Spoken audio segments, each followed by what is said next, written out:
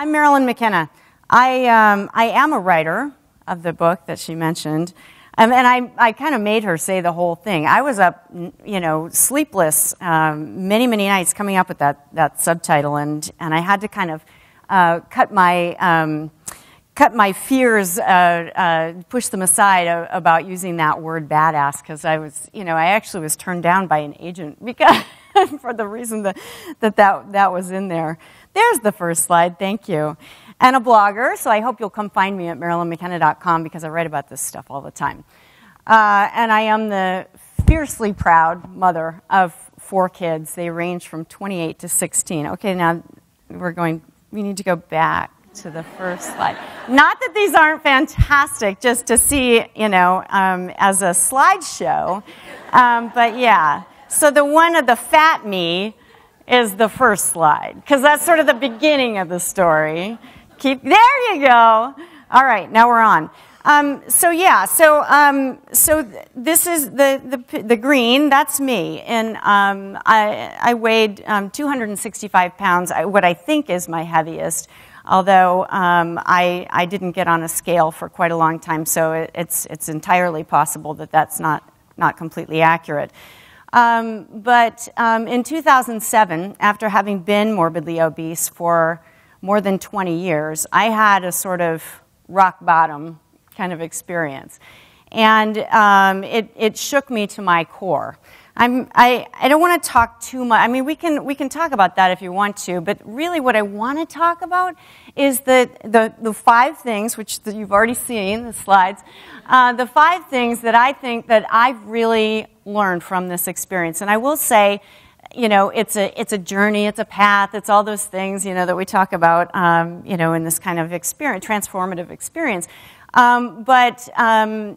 But it's really, it hasn't ended. I mean, it's the kind of thing, I say all those annoying things now, like if you're not, if an apple doesn't sound good, it's not real physical hunger, and things like that just would have pissed me off when I was fat. But, stuff like that is true, as is, it's a lifestyle, and, it has no expiration date, and yada yada, and all that kind of stuff. But those are the same pants. So I am almost literally half my size. And what I'm going to talk about is really how I overcame, all those years of dieting, yo-yoing, hating myself every night when I went to bed, how every Sunday night I would, steel myself for yet another, diet, whatever the diet was going to be that week, and how instead I really transformed myself in every way, and my life, not just my physical body. So let's start with that. Transformational change happens when the pain of change is really less than the pain of staying the same. I borrowed this quote from Alcoholics Anonymous, if it sounds familiar to you, and it's really very, very true, and it was my experience. So when I had that transformative change, the pain that I was in every single day in living in this body that I felt nothing but shame and humiliation about, which then led me to isolate myself from others, was just, it was unbearable. It was absolutely unbearable.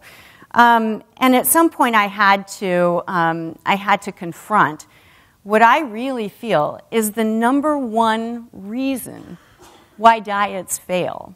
The one reason why we go on these diets, steal ourselves every Sunday night, right? Who's never been on a diet? Have you never been? Okay, there's just like a few people, which is like confirmation that there are aliens among us. So where's the astronaut? We need the astronaut. But, okay, so we're pretty familiar with this scenario. But, I really am convinced that the one thing that prevents us from succeeding is ambivalence. Because, I mean, you know this feeling, right? If you've dieted, like you want it so bad on Sunday night when you're laying there and you're planning out your week, and then, Tuesday happens and you forget that the kid has a dentist appointment and your husband forgot to pick up the kids for soccer and there's nothing for dinner, you forgot to defrost it. I mean, life happens, right? And you're busy, you're stressed, and we fall back into our old patterns. Or maybe even you do it for a week or two. But we fall back into those old patterns. Or we end up feeling deprived. We're going to talk about that a little bit. Deprived and like, damn it, I just want to I want to go out with the coworkers and have the giant, 10-gallon margarita and the macho nachos and all that kind of stuff. And, and I don't want to feel like I always have to be the good girl, right? I want to just cut loose sometimes. And so I really feel like it's that ambivalence about, not being willing to make the change that is our undoing. Because honestly, I was right there. I had all that ambivalence for all those years of dieting. And when I had my rock bottom experience and I'm a really visual person. So when I think now back on that moment that really was my transformative moment, I see a picture. And what I see is that I was walking on a path in my life. We all are, right? We're walking on this path and we think we're doing all the right things, all the things that we're supposed to be doing. I mean, we're all adults. We have so many responsibilities and obligations. And I was walking on this path, trying my darndest at everything.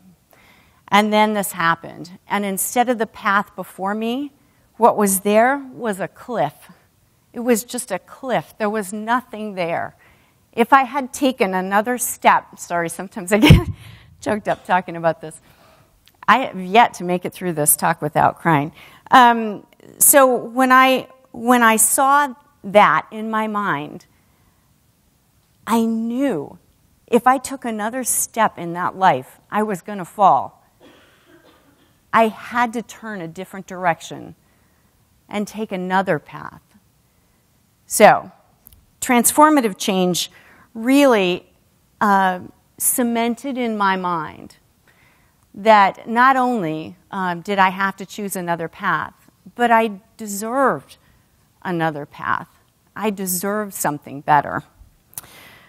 Because of what I realized is that not changing, the staying on the same path really only perpetuated my misery. So, number 2 of the 5 is that resentment is a red flag emotion. Resentment is such an interesting thing. So it's veiled anger, right, is what it is. But if you peel it back another layer deeper, what you find is we feel powerless in some situations. Think about a 2-year-old, right? They go crazy. They're angry. But why? Because they have no power in that situation. How many times are we in this situation? I mean, we talk about it in the sense of weight loss. If you're dieting, you feel deprived and that kind of thing, and you resent it because you've got to be the one to, who has to sit there and eat her celery sticks and carrots while everybody else is, indulging. But the resentment is actually an invitation. Just consider that for a second. It's an invitation to get a glimpse into what it is you feel powerless about. And I mean, for me, I will say that it was that I didn't feel free. I didn't feel like I had the right to claim my own needs. Like whatever the situation was, where I was the 2-year-old screaming internally, because as adults we don't do that. That's what it was. It was that I felt powerless, and that my needs didn't seem important enough to give voice to. And so I stuffed them down, in my case, literally, with food. So it's a really interesting thing. The next time you feel it, I would just ask you to just, think about that and see if that rings true for you.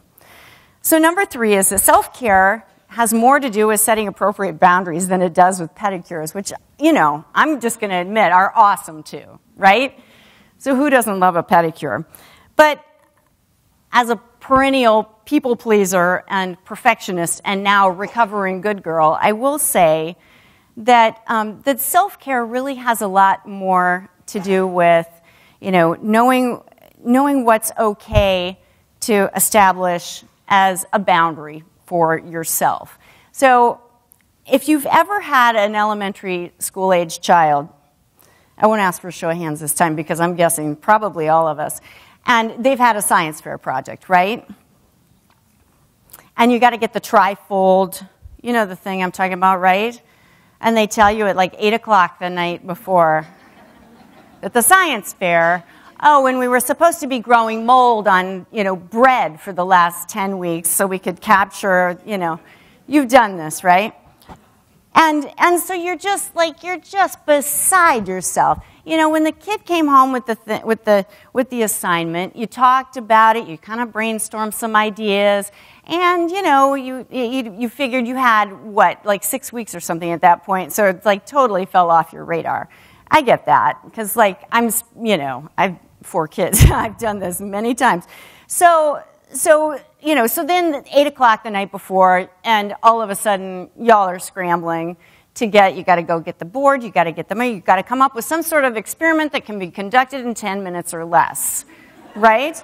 So like you're pissed and maybe resentful, but here's where, you know, it's an opportunity to, depending on the age of the child and what the consequences are going to be, you know, to let them bear the consequences of that themselves. This is me speaking from someone who never actually did this when their child was in this situation. But I have learned that all the demands of all the people in our lives, in all the roles that we fill, you know, not just the child who forgot that the science experiment was due tomorrow, but in all of those roles that we fill, there are lots and lots of people who are asking things of us that aren't necessarily our responsibility. And when we assume those burdens as their burdens as ours, then we're letting them cross a boundary, which isn't necessarily an appropriate boundary. So one thing that I learned along the way is that I get to matter too. I get to have needs too, and I get to decide for myself what's important to me. And I mean, as a mom, this is a kind of novel thing, right? Because we're so used to just being givers. But in that moment when I had my crisis in 2007, I had been running on fumes for so long, giving so much to so many in so many capacities, that there just simply was nothing left. And, you know, before that happens, I certainly warn my 20-something daughters about this, that, you know, it doesn't ever have to get that bad. You don't have to do that. You know, it doesn't make you a better person by always being the giver. And so, you know, I believe in fearless self-care now, which is really self-love, and it's perfectly okay to assert our boundaries. All right, and this is sort of Marilyn speak, which is most of the time I speak in a very colloquial kind of way, which is how I apparently ended up on this stage because Julie from 425 Magazine was saying that she follows me on Twitter, and so of course I apologized immediately because on Twitter I'm really my real self, which is kind of a loudmouth. But number 4 is, ain't nobody gonna hand it to you, you gotta go get it. And what I mean by that is that there is no external source of motivation for transformational change. This is an internal process. This is a completely internal process. You know, we're going to get to the why, you know, I think diets are just sort of the ancillary kind of part to this whole thing. But I really feel like, you know, my commitment to healthy living and wellness, is an incredible gift that I get to go, pursue every single day. I have no ambivalence about it anymore at all. It's my right and my obligation and my responsibility to do this and take care of myself. And really, when you think about it, fear is a terrible motivator. So people ask me all the time about, how do I get motivated, and I always say, having a dress that you want to get into, or a class reunion maybe that's coming up or something. These are motivators that are external and motivated by fear. Like I don't like the way I look, and so I've got to change something. And unless a bear is chasing you, fear is a really bad motivator. Because as soon as the event or whatever, the threat, even like a doctor's diagnosis, even if once the immediate threat is gone, so is your fear, and poof, there goes your motivation. So knowing your personal why is really your best motivator, which gets me to number 5, which is that any given diet or exercise plan is just the how. That's just the implementation of the why. But tapping into your own personal why is really what makes all the difference. So if any of you read Oprah magazine, or O magazine, I do. So in every issue, she has at the very back page a little thing she calls "What I Know for Sure." And back on that day when I had my own collapse, kind of rock bottom experience, I had to ask myself that question: what do I know about myself for sure? And what I knew about myself for sure is that I wasn't put on this earth to be fat and miserable for the rest of my life. I just wasn't. I knew it. I knew it at my core. And if I knew that to be true, then what did I need to do so that I lived my life in alignment with my values? And as soon as I started doing that, as soon as I started taking action on that, that's my personal why. That's when things really started to click for me. And that really changed everything. So, I titled my book, Eat Like It Matters, because that's what I do now. And I really feel like eating like it matters is just part of living like it matters. And I know it sounds kind of woo-woo and kind of hippie-ish and stuff, but I kind of believe that's what we're all here to do. And in a way, this evening and these 4 other incredible women, that's what they're doing. They're showing us by example that living like it matters is part of the gift that we give each other when we're here on this earth. So, thank you so much.